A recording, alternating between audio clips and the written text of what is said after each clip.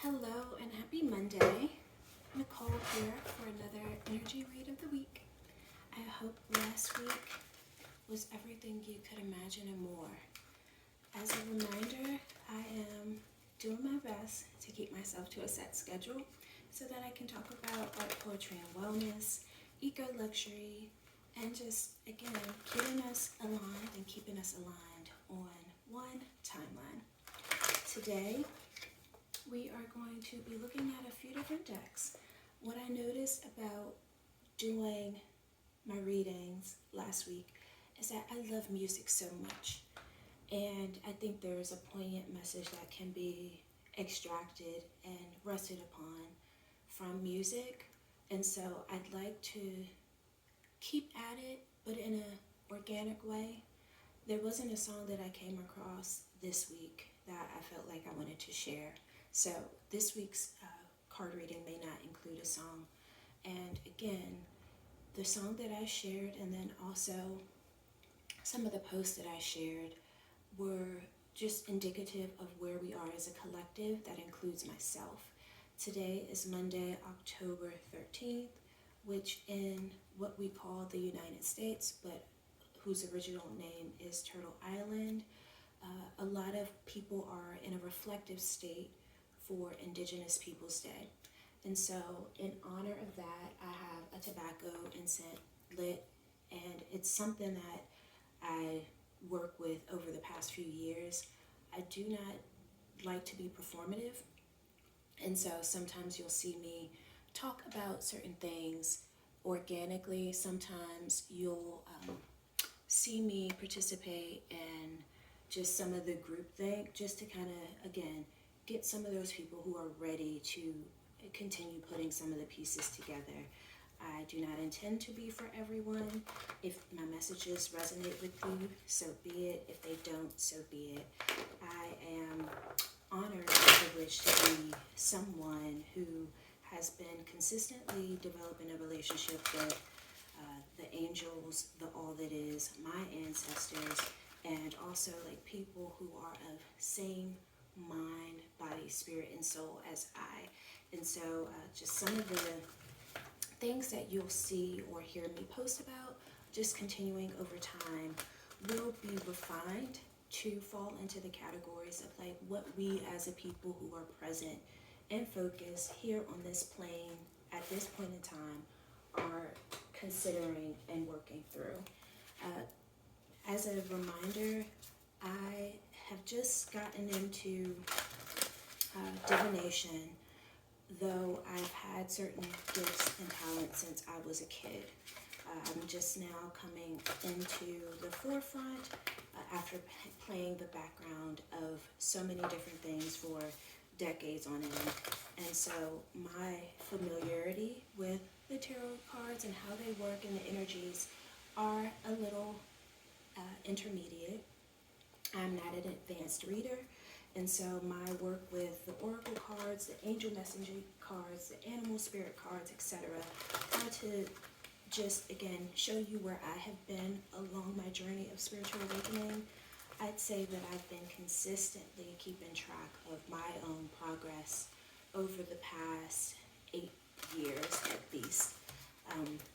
We're all on this floating rock together, and I'm aware that not all of us are here for the same purposes, and so I'm constantly in gratitude of the things that I perceive, the things that I see, being able to go out in nature and recalibrate and see how the all that is intended things to be when they are standing upright and actually following the natural order of things. I wrote a book in 2019. Well, actually published a book in 2019. So if you're interested, that book is available where major books are sold, including Amazon and as well as Etsy. It's a book of poetry called Necessary Rebirth, a collection of poems and prose for awakening. This is what it looks like. It's still in print, and the poem on the back of the book says, "Know yourself. You are a conduit for energy. You have the power to effect change." Because again, just over time with developing a meditative practice, over time with listening more to my intuition, tying that into like just living and working and contributing to society, contributing to my family. It made me really contemplative and go inward and really just kind of heal through some of the things that I was carrying throughout my life that may have been bleeding over into other areas of my life. And so as I've gotten more comfortable with, again, just releasing what no longer serves me, and then, picking up one main hobby, focusing on one thing at a time, completing things, I've felt more comfortable being able to talk about my experience, give information to people that may be helpful. So again, take what resonates, leave the rest. And I really hope that you have an amazing week ahead.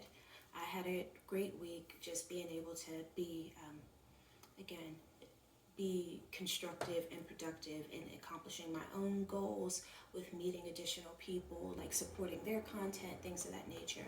You may find me on the YouTube streets because, again, I think there are so many people that are awakening to just how creative we are, how aligned more people are with just their ancestral wisdom and knowledge.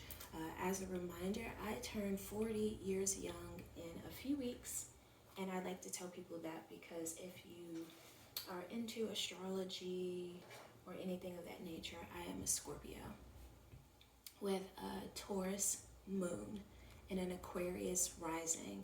And so, I can be very, very take you by surprise, if you will, because people tend to think because I have a lot of fixed energy that they can pick up on my patterns and things of that nature, and I wound up surprising people all the time in a good way. And so again, this space is my safe space where I get to talk about the things that I love, that again includes art, poetry, and wellness.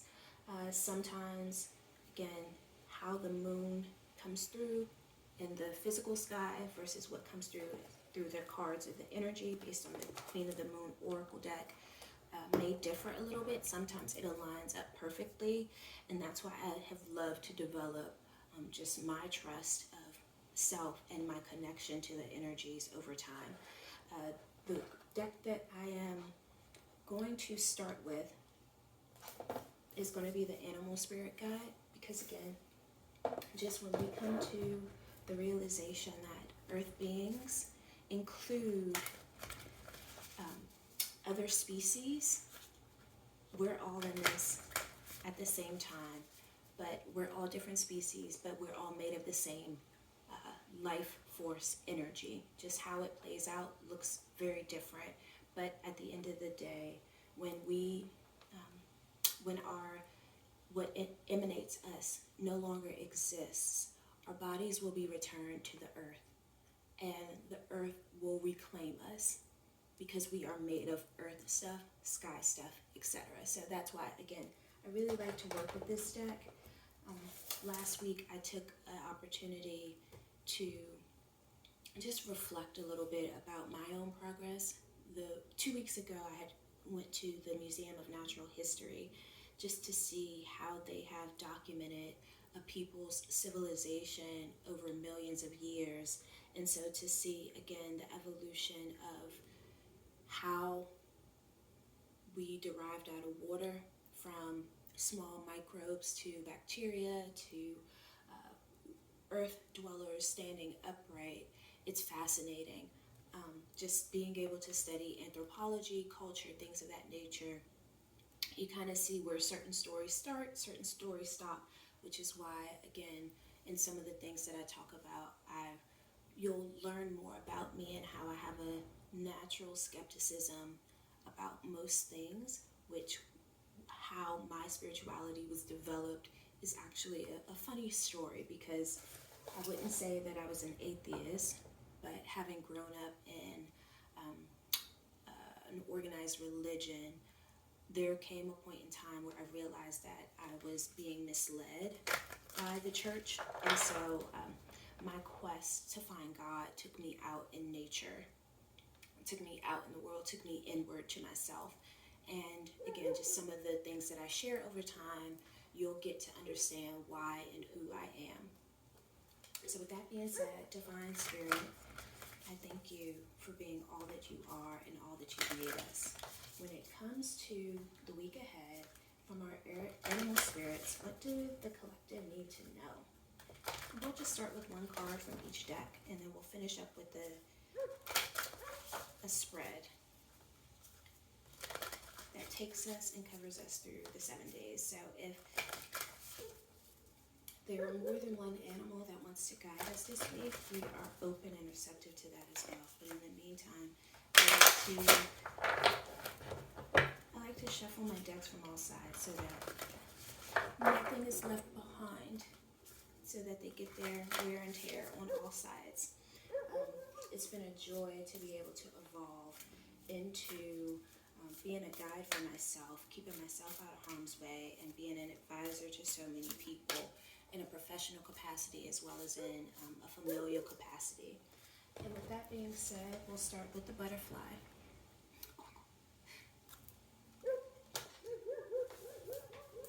Let's see what our butterfly friend wants us to know.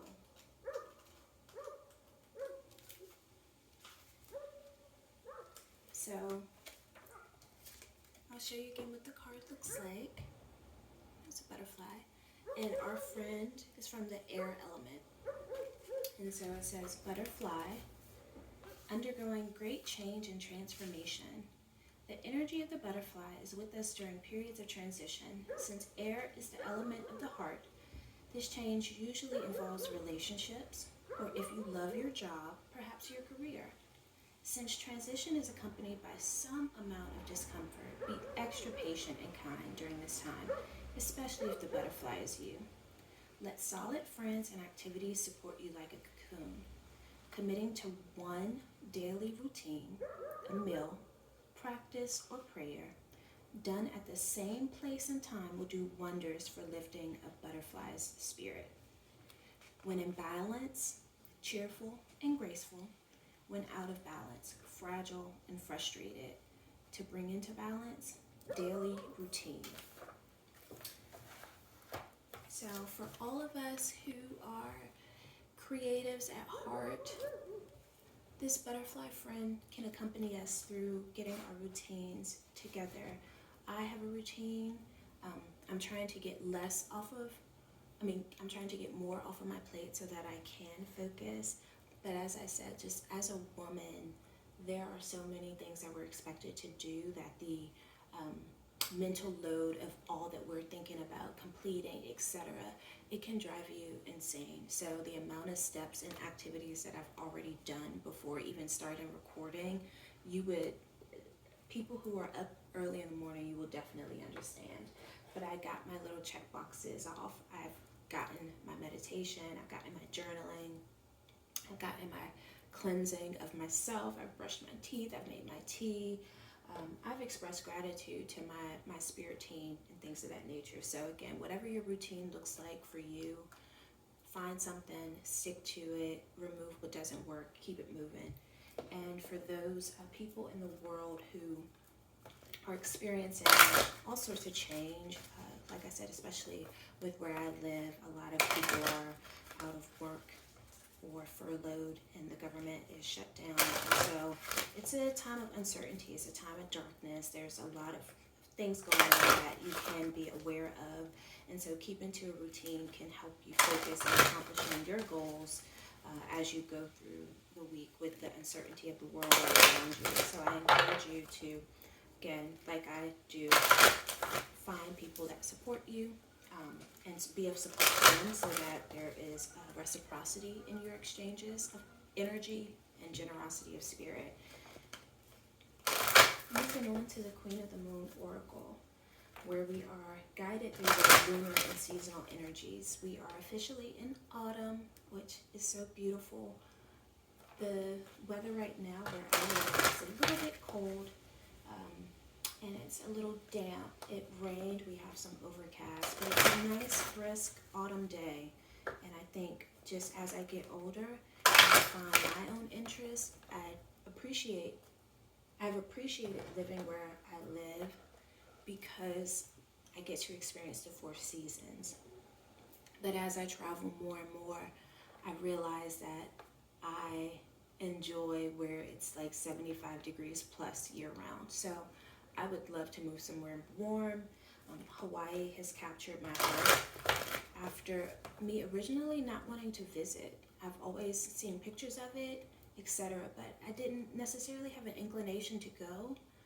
And then when I went, I absolutely fell in love. I felt like there was a piece of me that was there, and I can't really put it into words other than like almost like some part of what makes me me was from there originally.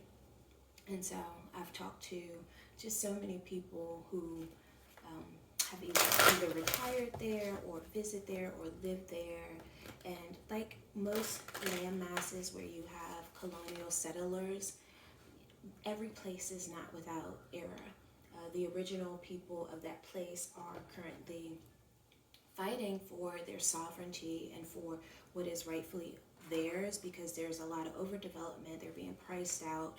And so again, on today, when it's Indigenous Peoples Day, I'm reminded of the mindset of being a guest wherever I am, because again, we're all going to return to this earth, but for people who have been there, their families have been there, you start looking at some of those things of like who is entitled to the land, and I tend to side with the natives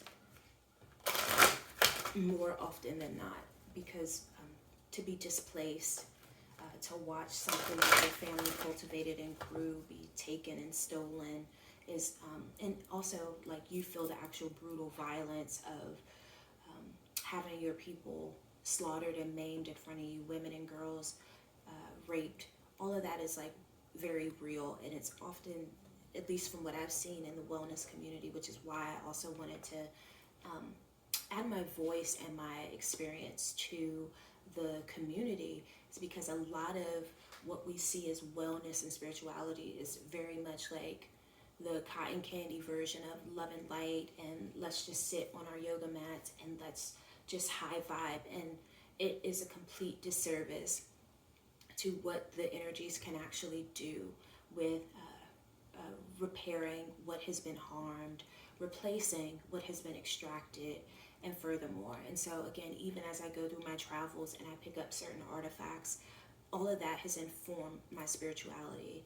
So, I try to have as minimal footprint on the land as possible while giving back to it, while, just being intentional about how I walk through my life, because you can see how overconsumption and how humans in general can denigrate something that we're all supposed to be able to participate in.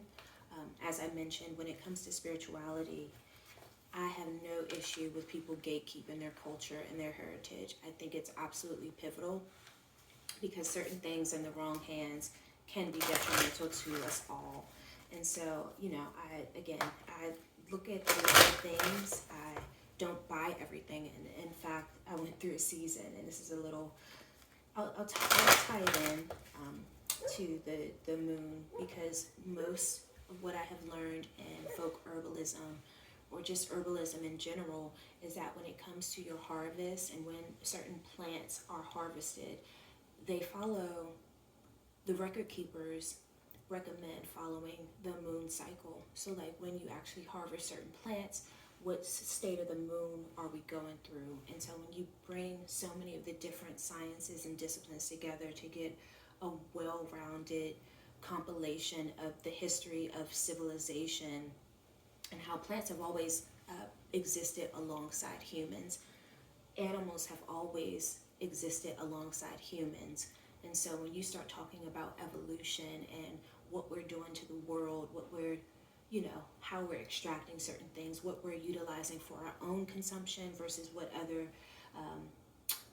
other species need, you can find guidance by talking to elders, again, people who are the griots of certain culture, who may not have things documented in a book, but they have the past stories and how to actually be great stewards. They know that because that's what they were taught.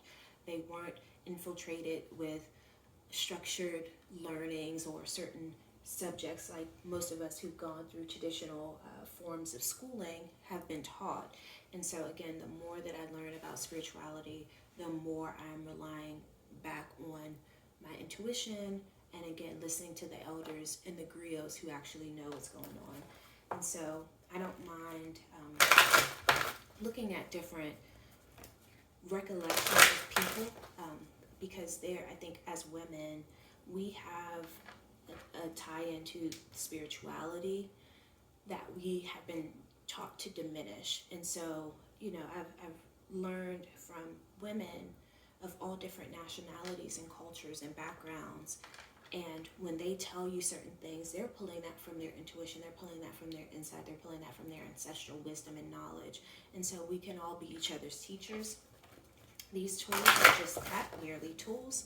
And so again, when I travel the world and I decide that I'm going to pick up something, try my best to stay away from like tchotchkes from like gift shops and things of that nature, although I don't think there's anything wrong with it. But just as someone who appreciates substance and heritage and culture, I try to look for the things that will help me to remember the people of that place. And so sometimes it's a crystal, sometimes it's a conversation, sometimes it's a deck. Queen of the Moon Oracle was picked up from a local, if I'm not mistaken, a local metaphysics shop that's near me. But my animal spirit guide deck, I believe, was also acquired in Denver when I visited. And so, Queen of the Moon, I thank you and I invite you in. And I ask you to please share with the collective what we're doing for the week ahead. Thank you in advance for your guidance and wisdom as the seasons change, whatever hemisphere we're on, when it comes to keeping our energies in aligned, so that we can be great stewards of our time. What do we need to know?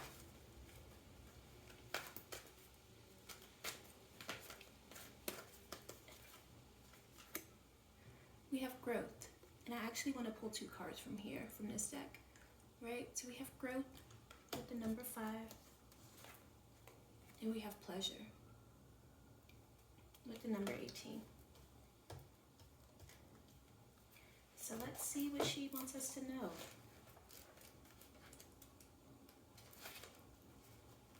Reject stagnancy. To get unstuck, take action. The choice to grow should be made. Expect growing pains when making huge changes in your life. Change is a natural part of life and cannot be pushed against forever. Change should have aim and purpose. Be courageous. You will blossom. And the mantra, I choose growth. Think of a willow tree. Willows often grow on the sandy banks of highly shiftable and changeable rivers. Yet they reach huge sizes, successfully growing and holding fast in an unpredictable habitat. How do they do this? When you see a young willow on the banks for a long while, it just looks like a feeble stick. It may have a few branches and leaves, but at first the trunk will be fine and flexible rather than robust. What we don't see immediately is the root base. The willow spends a lot of time establishing a veritable root city under the surface. These roots are long and strong and very numerous, finding their way into many nooks and crannies, holding onto rocks and other established tree roots, and anything that can help with their stability. These roots go off in all directions, thus securing their position just in case the earth begins to shift. Then and only then, once these root networks are established well enough, does the willow put its energy into further growth. Oh, that's delicious. The trunk begins to thicken and widen and harden and travel upwards to the sky. However, as they grow, the branches have little of the trunk's supportive thickness. They have instead the instruction that they must be flexible. Flexible means they can turn with the sun and survive punishing winds that might threaten to topple the rest of the tree. All of this growth is done with purpose and a divine strategy. The waxing lunar cycle calls for growth, but not growth without aim or purpose. When we understand our current position, accept it, and decide to change, we will naturally grow as people. We might experience some growing pains. After all, transformation of any kind is rarely completed easy and trouble-free. Having a strong intention of what the results of our growth will be helps with gaining the courage and resilience to move forward with our growth and into the eventual blossoming of our true self. And it says companion stone or metal. Charioti. I've never seen that stone before, but I appreciate that message. So again, grow, knowing that just because you don't see it doesn't mean that you're not growing. You have to have a foundation. The roots will do what they need to do to gain their stability so that the tree branches can go off and become what the leaves are housed on. All right. And next up we have the pleasure card, which this card, as you see, this woman is in ecstasy. It's the waning gibbous 2 moon, and it says, are you taking life too intensively or too seriously? The time has come to call in the pleasures of life. Seek light-heartedness at this time. Focus on what would make you happy. Oops, here we go. Schedule in activities you find pleasurable. I open myself to the pleasure of life, is what the mantra says. In our search for a better life, something happened along the way. We forgot how to find real pleasure in what we do rather than just being diverted from the everyday. Life can be overwhelming, and our rational mind seem to need every available minute of our time to be able to cope with its demands. Pleasure has taken the back seat, or there is a pattern of it now forming destructive tendencies such as binge drinking, rather than simply having a wine or two with friends. A big part of pleasure is letting go. This does not mean surrendering or giving up. It simply means handing over of all our administration, stress, and worries for a time and immersing ourselves in something joyful. When we don't allow ourselves to experience pleasure, whether in the form of laughter, play, sensuality, or the development of skills, we remain less than whole and feel a wanting. No fun actually makes us dull. Indeed, over time, we are much less effective in our emotional and work lives if we do not experience regular doses of pleasure. Our ancient ancestors knew the importance of pleasure in the forming of a healthy mind, body, and spirit. There were gods and goddesses dedicated to happiness and the pleasures of life, such as the Egyptian goddess Hathor. The temples of Hathor were joyful places full of song and beauty.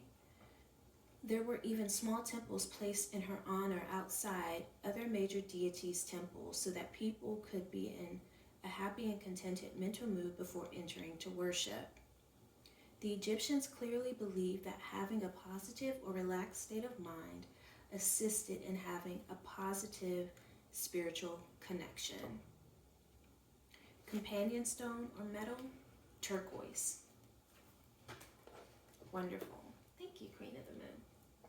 So I want to also talk about my bell. I was prompted to get this bell some years ago, and it actually has a goddess emblem on it.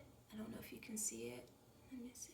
I'm trying to get out of the light's way so you can see it, but because it's a metal, it's kind of shiny. But yeah, like, so that's why I said, like, just as a woman, when you talk about play and pleasure and like really managing the load of being whimsical and also practical, you kind of have to like really tap into your inner wisdom, your inner knowing to really start to pull what draws you in. I posted about a few weeks ago that the Clueless film turned 30, I believe. And so what they have some Barbie dolls that came out to celebrate that occurrence, and I would really love to get the Dion doll. I haven't bought it yet because I don't know the last time I bought dolls, to be honest. You know, usually my play comes in the form of painting, dancing, laughing, but I really want to get that Barbie, not because I want to do a Barbie, like have a Barbie, if you will, or play with dolls, if you will, but just when I think about the activities that I used to do as a child, I was either outside running, playing in a creek, riding my bike, getting scarred up, or playing with Barbies. And in my friend's Barbie dream house with her little pink convertible. And so just adding in the element of play back into my life meant that, like, I went and looked to see if I could find a pink Porsche, right? Because I was like, oh yeah, they do make pink cars. Like, as a woman, I still love so many like girly things, which has included like me starting to wear headbands again, me, you know, some of the self-care practices that I've developed and redeveloped have been because I've wanted to tap back into some of my girlhood.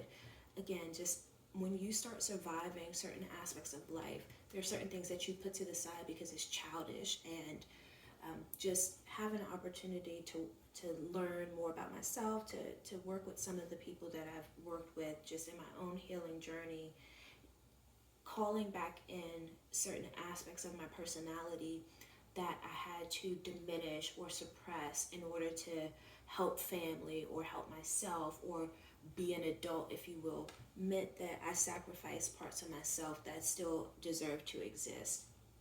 And so again, this card of pleasure, this card of growth, this card of butterfly, with me also being a part of the collective, is just really urging me to, again, get back to the basics, do the change, be the change, live and embody it, and have fun, enjoy life.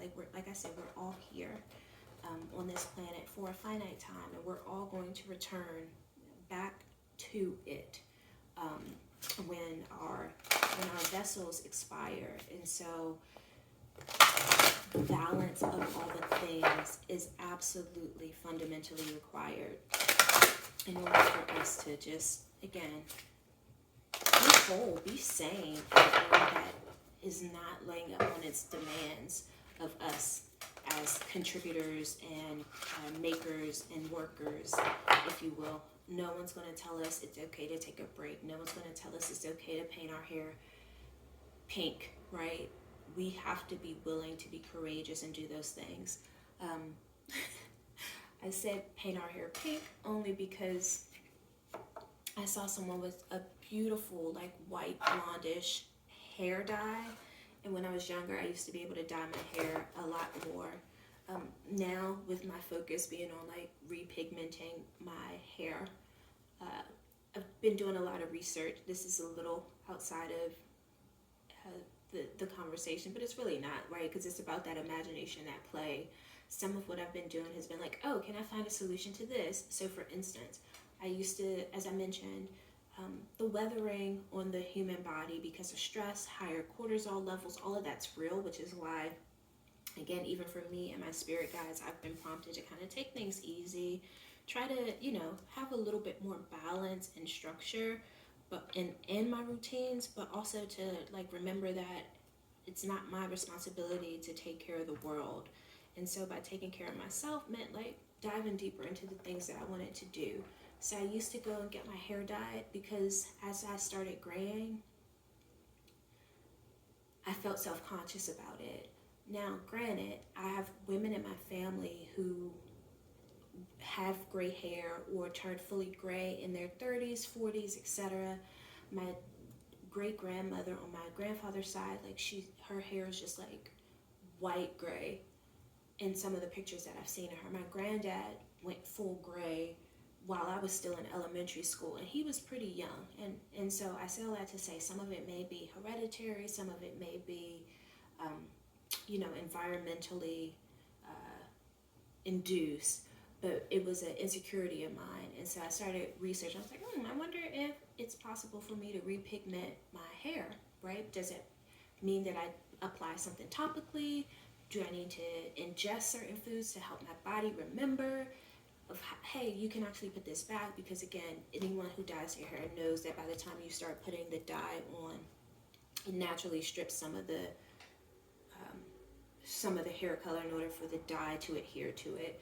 And so that mix of things is like, now I have gray hair and I'm like, oh, is this part of vanity or actual evolution? I don't know, but if there's a way for me to adjust this, I want to see if I can do it. And so I've put together another little concoction. Here, I'll show you.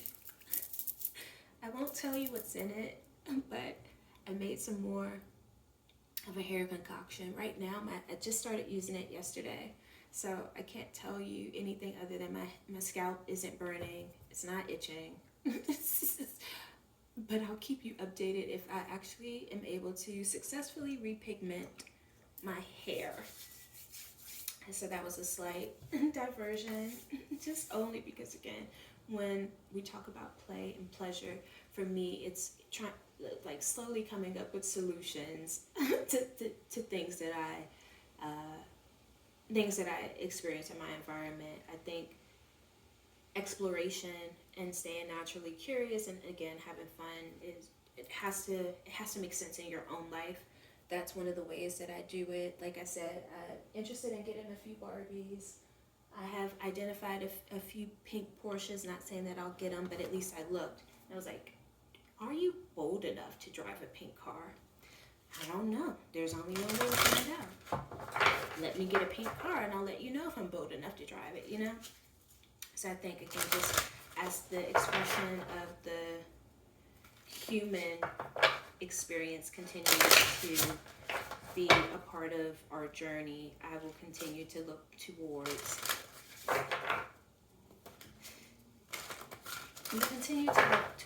like who I am evolving into, who I am allowing myself to be, what parts of my personality are more prominent in my experience, how am I showing up in the world, like am I enjoying it, am I still doing my work, am I able to stay upright?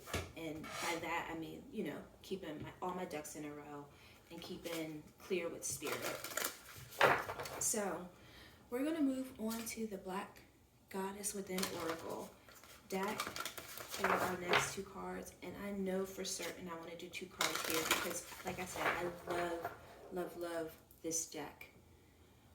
I am still getting accustomed to using it, and I want to show you the back of the guidebook just so you can see these beautiful women who created this tool to help other women really go within. And so I want to shout them out: Giovanni Washington and Marla Warner. Thank you both so much. Like I said before in a different video, I've cried already just by working with these cards. It's just absolutely beautiful. I felt so held and supported and seen, just the messages. And like, I don't know if people sleep with their decks, meaning like put them under their pillows or what have you, but I definitely put it on my heart chakra when I've started working with this deck, because I'm so grateful.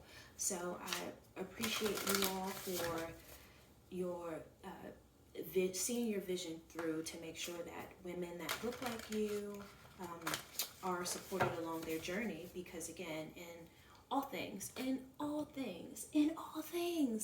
for some reason, the erasure of the Black woman is prominent. I don't get it. I don't get it. You know, there are a lot of people who will say, oh, Hotep this, Hotep that. And I'm like, no, but if you read enough books and if you travel enough, you'll know that people are onto something. You just may not want to admit it. You may not want to accept it, but they're onto something. Whether you're talking about the Eve gene, if you're talking about Henrietta Lacks, if you're talking about Oshun, who was just split at the deck, there is something about the Black woman. And again, I don't mean to sound like a Hotep, because God knows my heart, but the Black woman is everything in my life, including me. And so again, when I saw this black goddess within deck. I said, I gotta get that because sis be knowing all the time, all the time. And so Oshun just popped up again. Oshun is a wonderful deity from the Yoruba tribe, I believe. I have given and expressed gratitude for her and to her. And I honor and revere the different gods and goddesses, though I have not established a direct connection or relationship with any of them. Like I said, just for me being an observer of life, I can hold two realities at the same time, meaning I know that you exist, I respect that you exist, I respect and acknowledge your power and your influence, yet and still I am learning who I am and what I was birthed through before I even take on another identity or anything like that. I think my story is a little different because my mom's family were the primary caregivers for me through my formative years.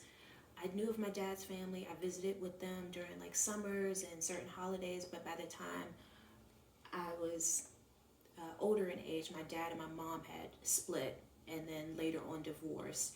So my mom's family were the primary caregivers. They are Afro-Caribbean who lived in a predominantly black community in Washington D.C.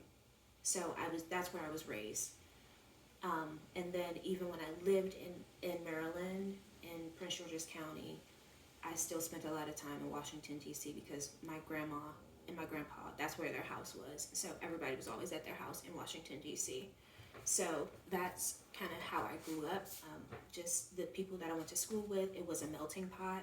So you had people from all nationalities, all places of origin there. But what I connected most to was Black culture and my Afro-Caribbean culture. And again, my dad is a Black American. So some of, again, what I'm learning even regarding, the first people came from Africa. Like I said, when I went to the Museum of Natural History and you see like just their story of like the millions of years of human evolution and how they have all the planets, how they have all the land masses of the Pangea together. And you see it's like Africa is right here, North America is right here, South America is right here, etc. And you're like, oh, well, wait a second. Again, I'm not here to invalidate anyone's record keeping about a civilization, but I don't necessarily feel the need to reclaim someone else's heritage as my own when it's like I'm an observer. I can say like presently, this is who I am. I am a U.S. citizen, meaning I was birthed on the land mass of Turtle Island in what they call New Jersey, right? That's where I was birthed. That's where my origin story starts.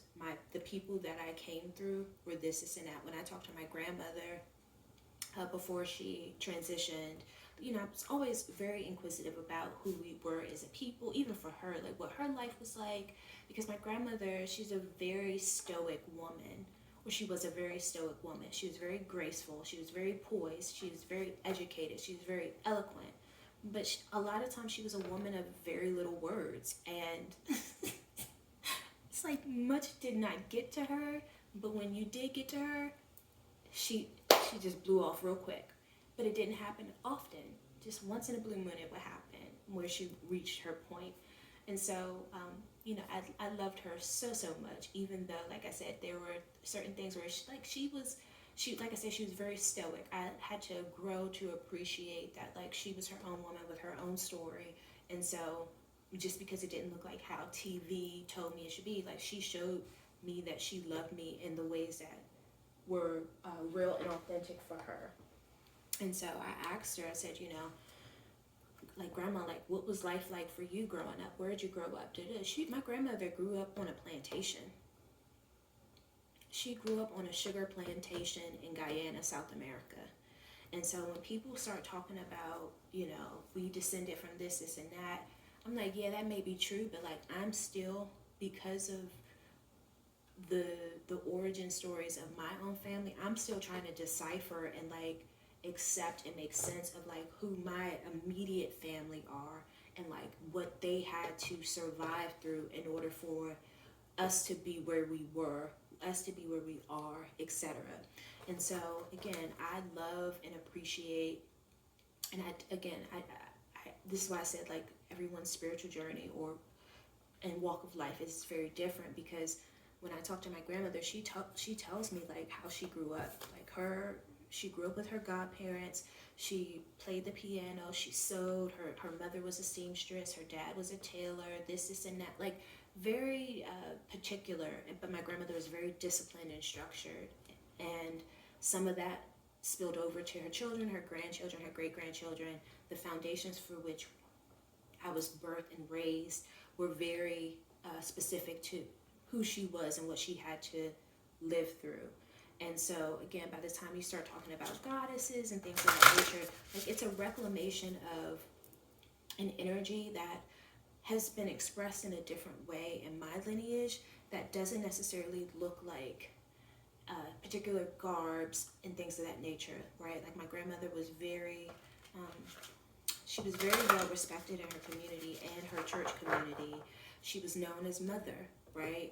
And part of that meant like sometimes when people in her church would travel to the African continent, they would bring her stuff back. So my grandmother did have like African fabrics and things of that nature. Like when I went to Nigeria for a work trip, I brought her back some fabric, things of that nature. Like she would make her garments. She would make little things to, again, signify that she appreciated life, but how it looked isn't necessarily the same archetype of like a goddess like Oshun. Doesn't necessarily mean that she doesn't have that same energy, but it's just like how it looks was different. And so I am learning to hold space for like a woman is a woman is a woman, right? Regardless of how she's dressed, her energy, because we all have the divine masculine, divine feminine energy, how that energy emanates was depending on who she was in relation to, what she needed to accomplish, etc., right? Because the get up and go energy was there, but she also was very regal and poised. She was accustomed to a certain lifestyle. She didn't suffer fools either. And she also, like, she was very devoted to her relationship with God, right? Like when she transitioned, and I went down and spent time with my mom and my uncle and my aunts. Just being in my grandma's house, it was because they relocated down south in their later years because they wanted to be in the warm environment, which did wonders for them because my grandmother was able to have a garden and chicken coop, and I was able to get some really wonderful family memories documented of like that process of her harvest and her yield and being there with her, like her in her boots and her hat and her walking stick, and like she would kill a snake if she had to. My grandmother, like she was such a wonderful example of aging with grace, and I'm so grateful that I got to witness and experience her in that. With all that being said, what I also appreciated about like the evolution was that like when I was younger and had questions about God, I could call my grandmother and ask her, and we would read the Bible together, we would talk together, we would pray together. And so as some of my gifts started coming on, I thought I was going crazy. And I remember distinctly we were on a family vacation, and I went to my and I was scared to have this conversation with my grandmother because I thought I was going crazy. Like I said, just some of the things that were happening where I was getting visions and things that would come to pass. And I was like, I need to talk to her, right? I need to understand what's going on. So I went to my grandma and I said, Grandma, I said, some of the things I've said have come to pass, and I've also had some visions. And I said, am I crazy? And she said, no. And she sat down with me and she told me about her own spiritual gifts and her ability to discern. And again, how she utilized her gifts was to be of service to other people, and she did that by way of being a part of her church community. That was her outlet. That was her way. Like, so she was a part of like the ministry that helped women learn how to sew. You know, there was a lot of stuff even throughout my own career when I was in fashion. Like, me and my grandmother would talk about a lot, and I like, that's why I said like I've had such a wonderful lived experience where it's like now, as so much of what I have relied on has shifted, I feel even more closer to my grandmother. I feel more closer to her, especially because I'm evolving into my own archetype of a woman, and it's informed by so many other women who know their power, who own their power, and still are able to find their way in society. Again, my grandmother taught us unconditional love and tolerance because she had a circus of a family, right? She herself had 7 children. Some of them went on to have children and then grandchildren, etc. So it was always a wild house. And she loved it until things got rowdy. And then she would get her, okay, you know, and everybody would calm down. But she loved being around her family. And so when I think about, again, legacy, life, the goddess within, things of that nature, it's like you see the beauty of what life can turn out to if you have faith. If you walk in that knowing, in the inclinations that you've been given, like really trust yourself and like really have gratitude for what you have. You know, like my grandmother was 95 when she transitioned, and so she lived through a lot of change, especially because a good portion of her life was spent in the United States. But she was very much like a woman of the earth. She was an herbalist. She, like I said, she had spiritual gifts that she was able to use and share with others. And she was also a mentor and a guide for a lot of people. And I'm so honored to like be a woman because I've seen the power of womanhood. I've seen what it's like to be in control of your emotions, to be in control of your life so that you can show up and be fully of service in another way. And she did that, and she was rewarded greatly in her life by her community, by her children, by her church, because of how she showed up fully for others. And so, yeah, like when I'm traveling and the things that I'm thinking about keeping, I'm very practical. I'm very like down to earth. That's why I said I don't necessarily pick up tchotchkes, because it's like I need something real, you know, like just give me something real.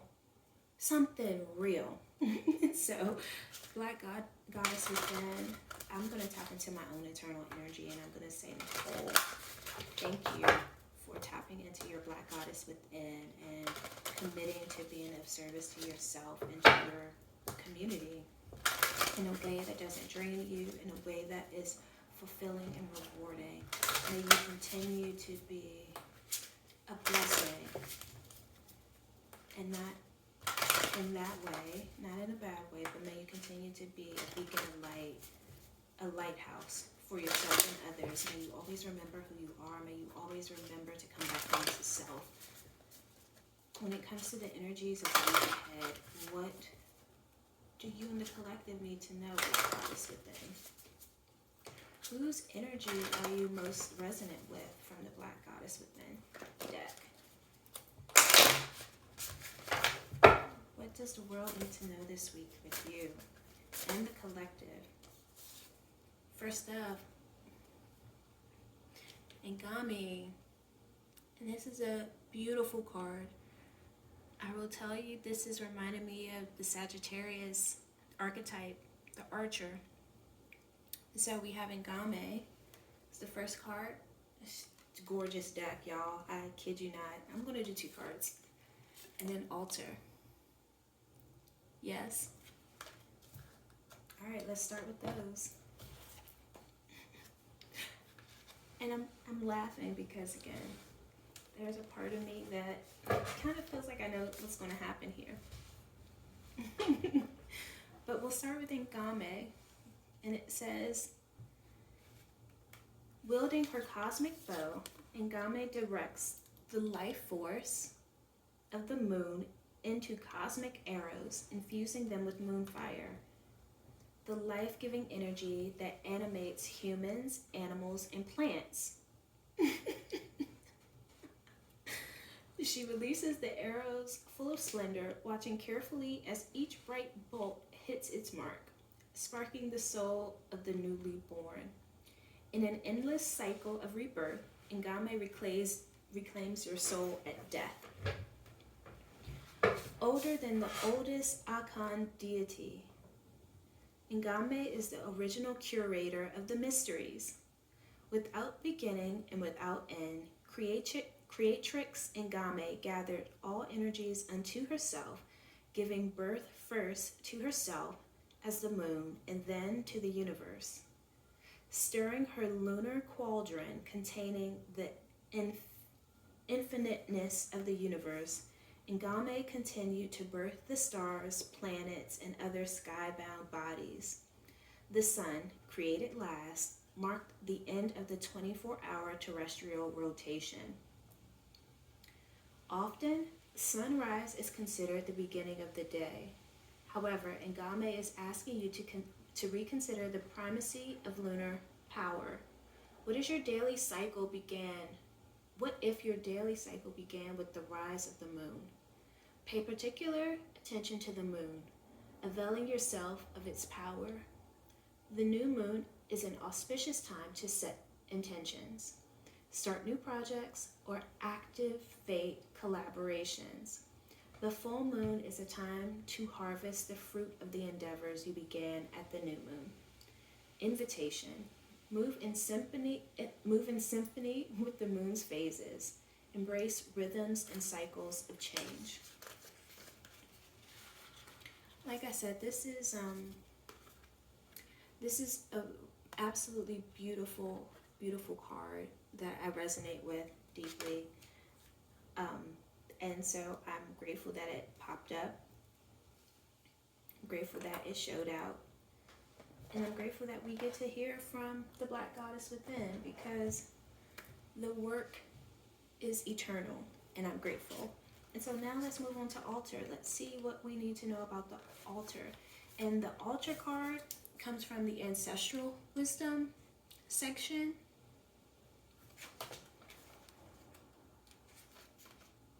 Right? And it talks about the entire continent of Africa. The practice of setting up, maintaining, and worshiping at altars is ubiquitous across the entire African continent. Altars are a sacred space to make offerings and sacrifices, say prayers, and pay homage. Pulling this card is a clear directive from your ancestors. Deepen or begin your altar practice. Clean and reorganize your altar. Spend time with it and be prayerful.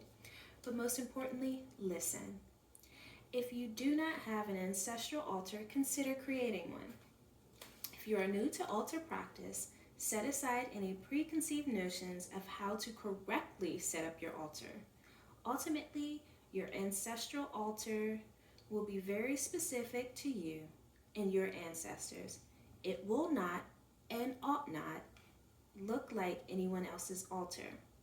Altar building is an iterative practice, and your altar will develop as your communication with your ancestors deepen. Start by designating a place as sacred. You can do this with a cloth of a color that is meaningful to your ancestral lineage. Next, consider placing symbols for the elements in your altar space. We add the element of fire, air, earth, and water because no matter where your ancestors are from, they need heat. They breathe air, they stood on the earth, and they needed water to survive. Some possible altar items include a candle, which represents fire, a clear glass of water, a bowl of dirt, earth, all the better if you can get dirt from where your ancestors were born to deepen the connection, and incense, air. You may then further personalize your altar by adding items that speak to the ancestors being honored, pictures, foods they like, small musical instruments, shells, books, etc. You may add anything that you feel will activate the communication with your ancestors. As you build your altar, know that this is a place you will come to be in communication with your ancestors, to speak to them through prayer, to evoke their presence, or to invoke their assistance. Infuse the action of creation and the later action of sitting at your altar with all of the reverence it deserves. Invitation. Treat yourself with care and honor as an act of reverence and homage to your ancestors. That is absolutely beautiful.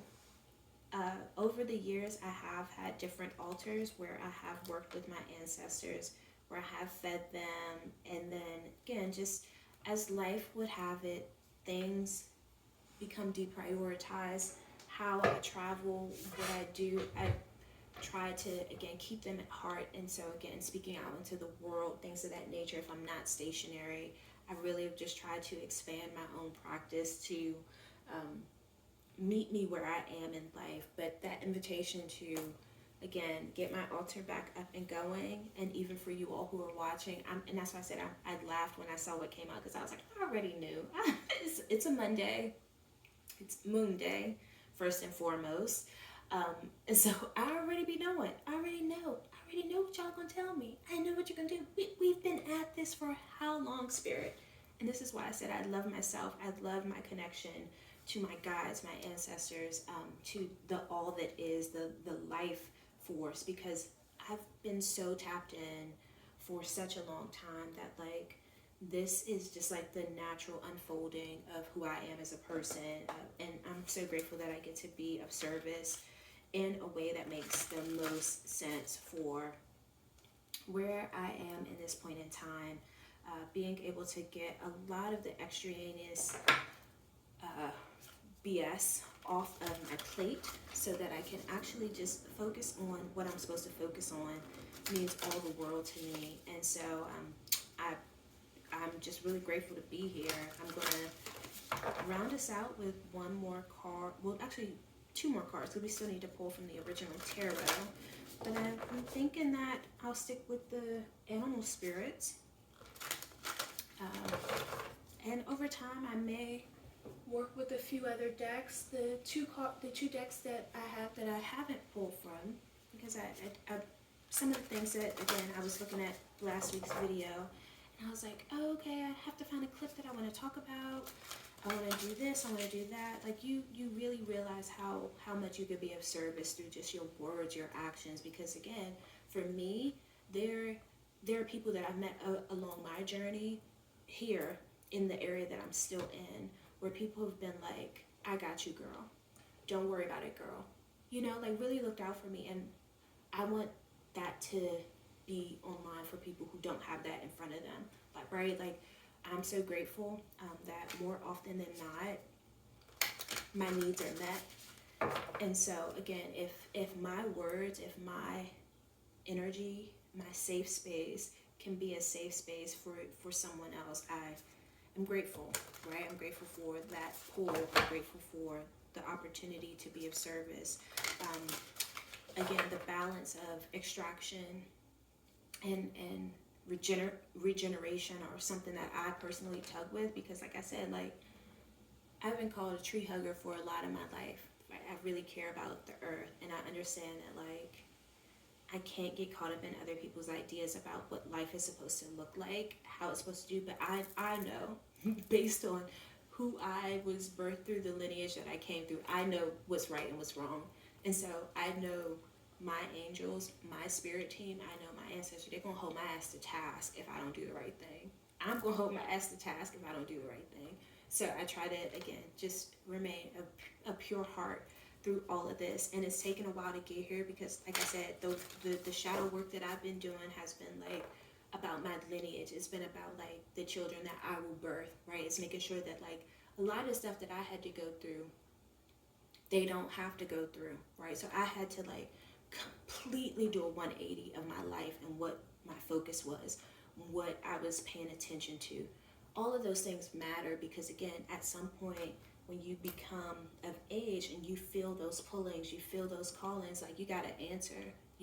I had to be accountable to self. I had to say, yes, source, I do want to answer to the call of my heart. Like, yes, I got that vision. I would love to, again, what do I need to know? This card is jumping out, so I'll go ahead and take it. Panther, right? The panther wants to talk to us. Oh, look at it. Look at that panther. Ferocious. This does not look like an animal you want to fuck with, right? So we take it.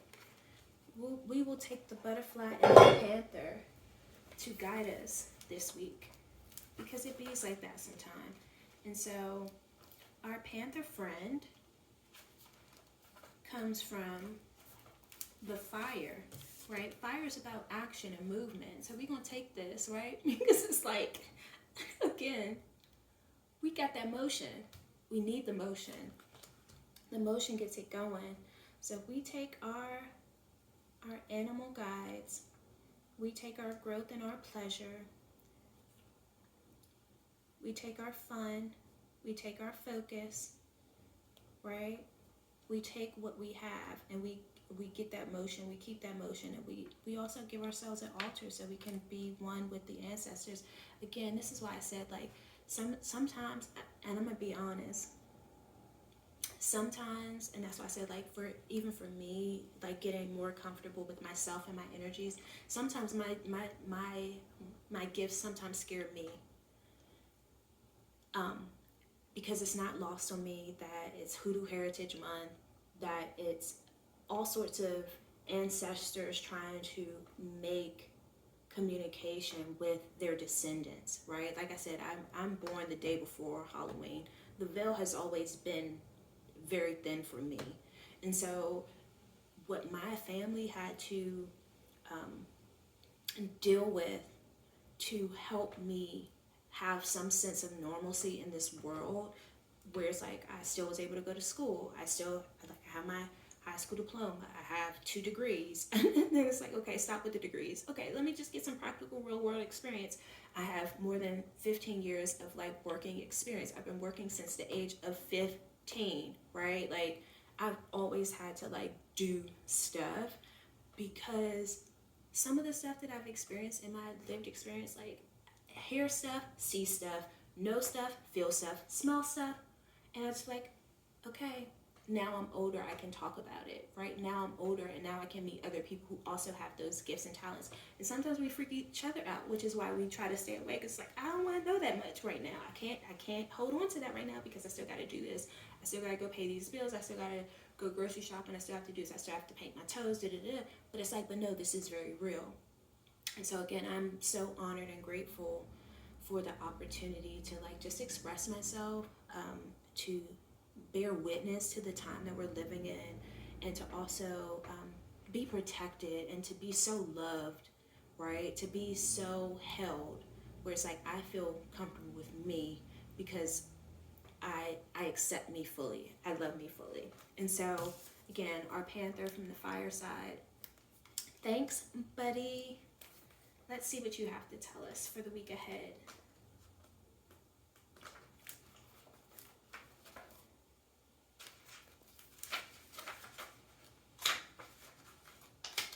And shout out to the ancestors.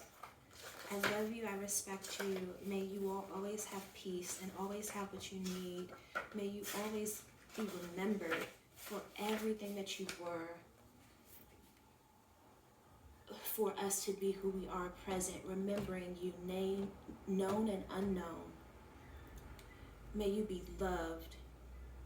Your life had meaning. Thank you for everything. And so our panther friend tells us to get rid of the BS, right? Our panther friend says, annihilation of the unnecessary, purging. The panther won't stand to see our growth or energy stagnate. Instead, it pounces into our lives and causes all kind of havoc, with the ultimate intention of bringing us towards more fulfilling lives. It's unexpected, uncomfortable, and sometimes feels devastating. But after all the dust clears, It's easy to see the panther's wisdom at work. We've all been through these experiences and they've made us better people. Trust that the panther's journey always leads to a brighter place. When in balance, brave and productive. When out of balance, self-destructive. To bring into balance, get rid of the unnecessary.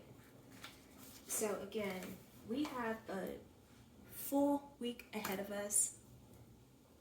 The energies are supporting us and getting stuff done. We're going to round out with the tarot deck because, baby, I feel so great. I feel so amazing. I'm so grateful. So grateful. Last week, our Major Arcana card was the World. That set us on a good path, right? Good energies to be in. To refocus. And it is encouraging us to get real, get serious, get rid of all the unnecessary. So like I mentioned earlier, there are a lot of people that are out of work. There are a lot of people whose identity is tied to so many things that are expiring. I sit at a space where when it comes to your own internal walk, you have to do it. There's no one that can be you for you. So you have to get real on who you are and what you need to be okay and see it through. I have and I will continue to know that one step and the next path appears. But you have to have faith. And I think, again, just when it comes to getting rid of the unnecessary, when it comes to focusing, when it comes to being of service, even, and part of the reason why I haven't made myself available for individual reads or things of that nature anymore. I tried it. A lot of people didn't bite, and that's okay. But this work is very personal. Take this reading, take from it what you will, and apply it to your own lived experience. I don't ever want people to feel like they have to go run out and buy a deck or buy this or buy that. I've spent so much money and time over the years acquiring stuff, right? And never feeling like it's quite time yet. It's quite time yet. It's quite time yet. And one of the reasons why I love that this altar card came up is because even when, what I noticed even for myself, is like you want to give your people the best. Like when I think about them, like what even the descendants of chattel slavery, even what the people who are still alive had to endure in order for the lineage to be here. Of course there's stuff that you have to clear through your own lineage, because from epigenetics, that trauma is still in our body. So for people to tell you and rush you and say, oh, you should just get over that, when again, the people who erroneously inherited the wealth, the land, the riches, the gold, the narrative, the dominant narrative, they're still eating off of the harvest of the past, but they want you to forget the past so that you don't come to them and say, hey, you actually are using my stuff or what have you. Like there's this real nuance that I feel like a lot of people aren't really ready to come to terms with, and that's across different like subsects of people. And so when you start realizing and going through your own lineage, your own history, and you realize just how intermingled all of this is, right? Because it's like in order for there to be a slave, there had to be an enslaver, right? Which side were you on, right? And again, like me being the inquisitive person, I'm like, okay, well, my grandma is relatively fair-skinned. Like our surname is a specific thing, but when I look back, oh, there aren't a lot of family photos. Why? Because like people had to flee. Sometimes they didn't take photos. There's so much nuance in your own family story where it's like you have to talk to the people in your family who are still here to like put together your history so that you know who you are. So again, before I pull the last card from the tarot deck, I'll share a little bit more about just some of the conversation with my grandmother about like just legacy, and if they ask certain questions, it's like, no, they didn't ask questions, they just lived. Like there was no, like the pull that we have for like knowing more about our ancestors and reverence and praise and things of that nature.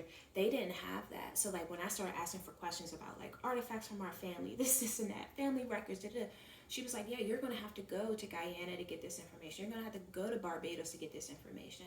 But be mindful, you're going to have to do the legwork to piece it together. You're going to have to get certain census records, documents, etc. to put together a story, because there's not this nice, neat box of who our family is. Most of these people were oral storytellers. The writing down of stuff didn't come until later. So by the time I started like documenting my family history through photographs and videos and things of that nature, it's like we're doing this off of the oral storytelling of our family's historians, our family's record keepers, if you will. And so that reclamation has to come with repair and justice, right? How that looks like for me is how it's going to look like for me, right? Not everybody has that same story, right? And so again, when you start talking about action and altar work, that's why it's so important to have your own safe space, because you're not going to be able to find that from somebody else. Somebody may have more empathy for you than someone else, right? Some people's family knows that like our family has been here from all of our oral history on this same mainland. My family is different because there was something that happened way back when that no one really knows about, because the original family matriarch, she had to move how she had to move to stay alive, and that included like changing her identity. So that's again just my family lineage. So I've had to be okay with not having all my questions answered, right? And so again, when I'm being called to develop an altar space, is because okay, she's been getting rid of a lot of this stuff that's not hers, right? So and that's why I said like I don't feel an inclination to like wear other people's spirits or wear other people's culture or heritage. Like I'm an observer. Like I, again, based on fact, based on record keeping, based on knowing this is what I can contribute. But as far as my own personal story and how it continues, what my children will know about their family, it's going to be a little different. And yet we're all still here experiencing the earth, the water, the fire, the sustenance in its own way. And so over on my other channel where I talk about kitchen and wellness, I look forward to sharing some of my favorite foods, but also just some of the things that I've picked up along the way, including intermittent fasting, which helps to recalibrate the system.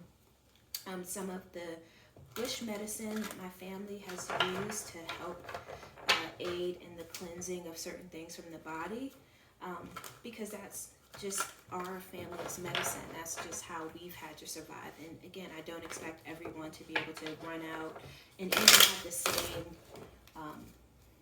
outcomes as I would or someone else, because again, how my body is made up, like those things are indigenous to the land that and the water and the blood that I come from.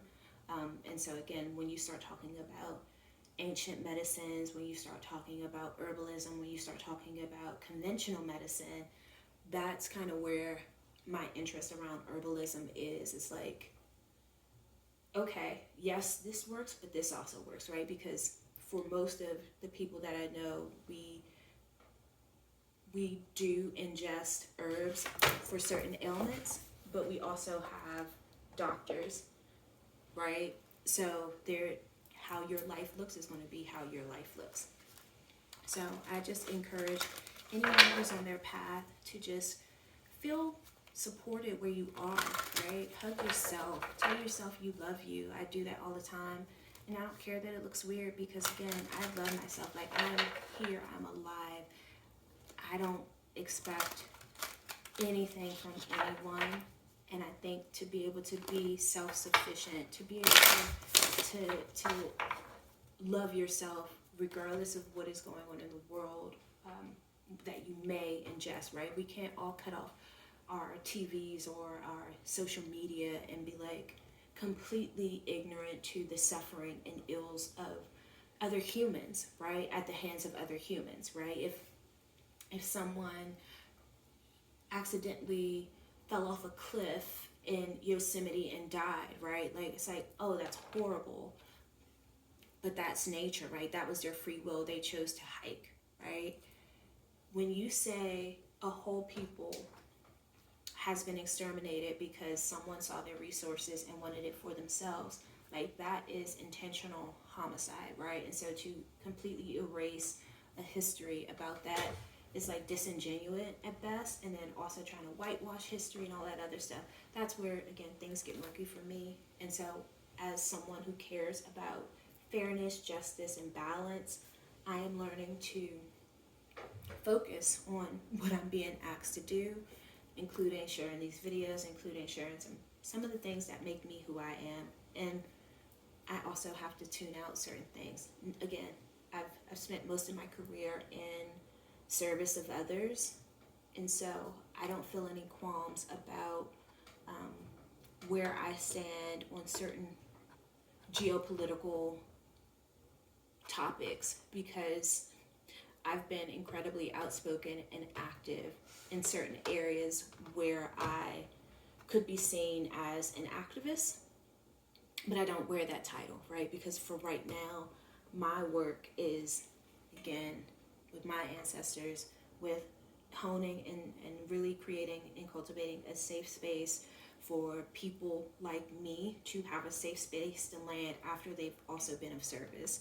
I would love to have a physical space. As I posted weeks ago, I've been eyeing the idea of a commercial space, but again, just a place where, again, we can do more of this in person, right? We can laugh, we can fellowship, we can have tea, we can have little nibbles of food, because like I said, I love food, but again, just a safe space for us to all be together. And I think it's coming, but nothing great happens instantaneously.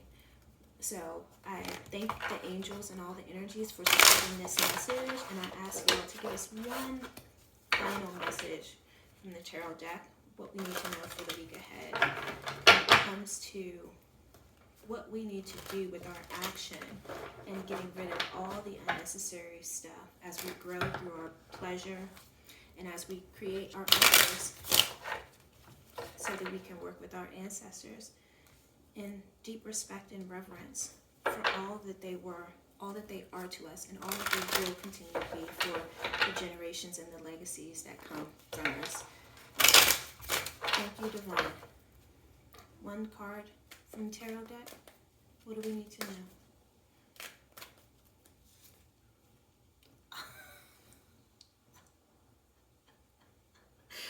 Again, and you all have seen how much I've shuffled even throughout the hour and 22 minutes that we've been here.